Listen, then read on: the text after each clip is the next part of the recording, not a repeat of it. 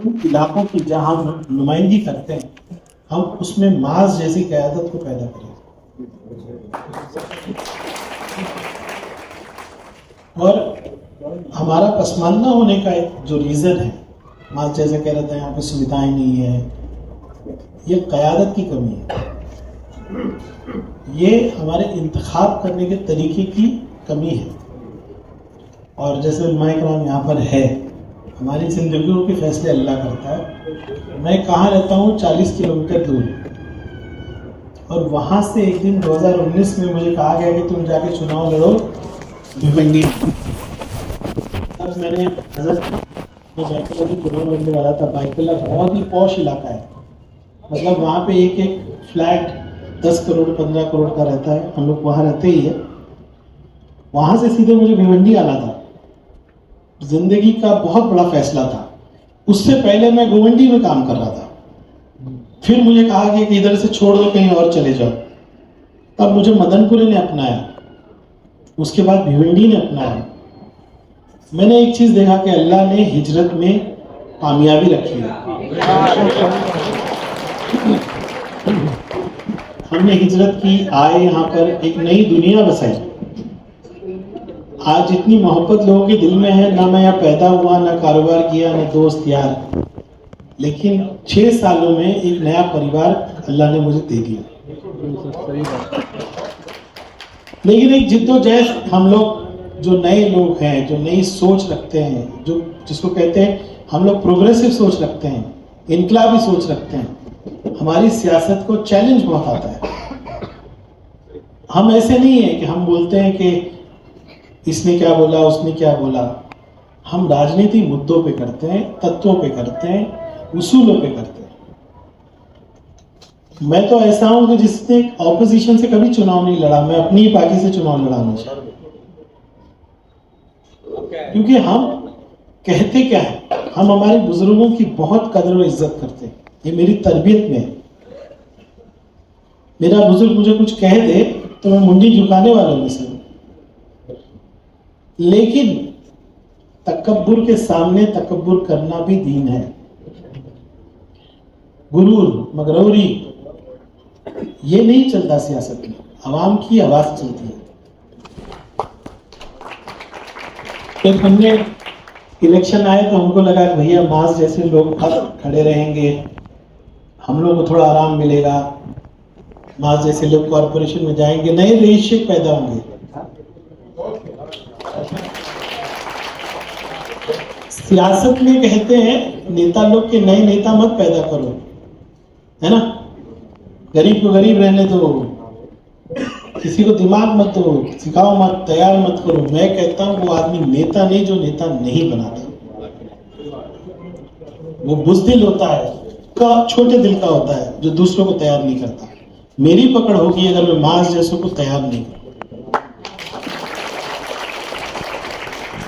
अभी हाल ही में 3-4 दिन में मास के साथ ज्यादा वक्त नहीं गुजारा, बहुत ज्यादा पहले उनके बुजुर्गों के साथ वक्त देता था, लेकिन मुझे लगता है कि मास के साथ ज्यादा वक्त देना चाहिए था मुझे। अब सवाल यह है कि यहाँ मैंने कहा कि भैया इतनी बड़ी पकड़, तो हम लोगों ने एक सोच रखी कि मास है, मास जैसे यंग लोग हैं, इनको आप चुनाव में लाएंगे। पुलिस रिपोर्ट, सर्वे सब दिखा रहा था कि एक लहर है। मैंने कहा अब नहीं तो कब नहीं, और हमने फैसला किया कि हम पुरानों को बदल के नए लाएंगे, लोगों के विश्वास पे उतरेंगे। लेकिन जैसे बोलते हैं ना, स्पीड ब्रेकर, रोड़े, अभी भी रईस शेख ने भिवंडी में पूरे दलालों को साफ नहीं किया। क्या बात है, एक नंबर। हर पार्टी में बैठे हुए हैं, हर पार्टी में बैठे हुए हैं, और उनका काम क्या है, मैं नाकामयाब हूं तो मैं ऐसे होनहार को कामयाब कैसे होने दूंगा। ये तो आएगा तो सियासत बदल देगा, हाँ, मास आ जाएगा तो इनकी दुकान बंद हो जाएगी। तो टिकट दे दी गई थी, मास सब जानता है। एक मैंने कहा कई लोग मुझसे कहते हैं ये मजबूत है वो मजबूत है, मिला अल्लाह जिसको मजबूत बनाता है वो मजबूत है।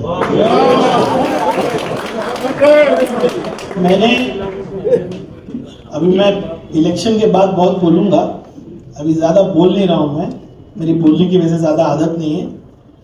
मजबूत है मजबूत है मजबूत है करके पुरानों को घुसाया गया, टिकटें बेची गई, बदनिज़ामी लाई गई।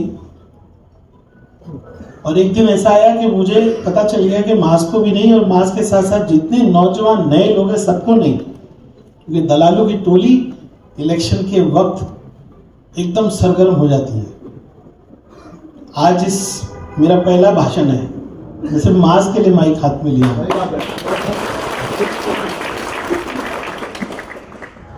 भाइयों, मैंने तो अपनी खामोशी से लोगों को डरा दिया है, खामोशी से डरा दिया।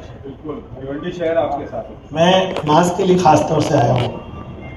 मास के करियर को खत्म करने के लिए साजिश की गई, थोड़ा हम लोग इधर उधर हिले, लेकिन अभी 2 दिन पहले मैंने थोड़ी सी झलक दिखाई तो पूरी सल्तनत पलट गई।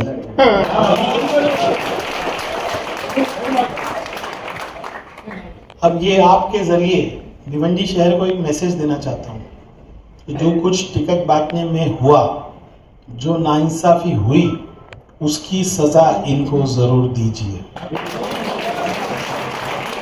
मुझे आइडियली उसूलन तो मुझे मास के कैंपेन के लिए आना चाहिए, सही बात है, लेकिन आज मुझे ये आना पड़ा ये कहने के लिए कि देखिए मैंने मास से कुछ बातें की है, अल्लाह ने हमको इज्जत दी और इतने नंबर्स दिए कि हम इनको कॉर्पोरेटर दूसरे तरीके से बनाते हैं, तो अल्लाह हमको इज्जत देगा, तो इंशाल्लाह मास जरूर कॉर्पोरेटर बनेगा। लेकिन इसके लिए आपका ताउन चाहिए, आपकी मेरी बात को घर घर पहुंचाना पड़ेगा। मेरे हाथ में पैर में बंदिशें हैं, मैं खुल के कुछ नहीं कर सकता।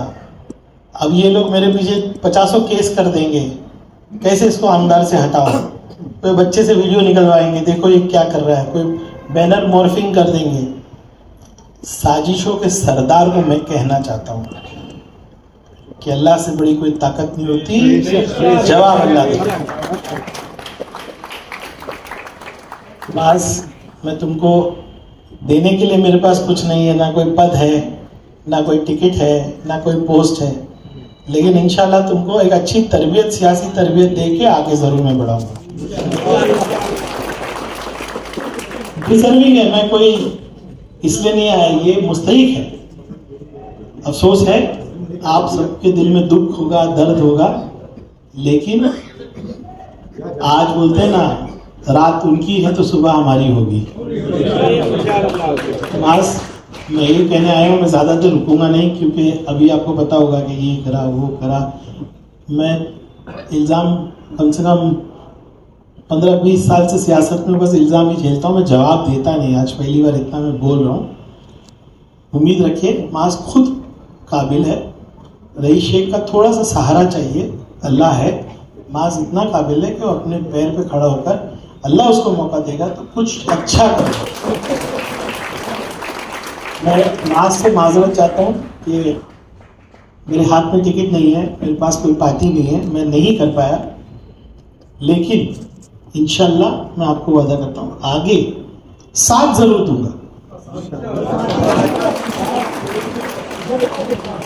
बस इतने लोग जो यहाँ पर एक बात मुझे वादा कीजिए, मास जो कुछ कहेगा ना, ये वार्ड नंबर 2 और 4 में जिन्होंने मास को आज टिकट से महरूम कराया, उनको कॉर्पोरेशन में जाने मत देना। मेरी नाकामयाबी होगी अगर वो लोग जो रात के अंधेरे में समाजवादी पार्टी में डाका डाल के टिकट लेके गए, अगर वो चूट के आते तो ये हमारी नाकामयाबी है। आप समझ रहे हो मेरी बात? समझ गए इशारा? तो मास अपना लीडर है यहाँ पर, मास जो बोलेगा वो करिएगा। शुक्रिया।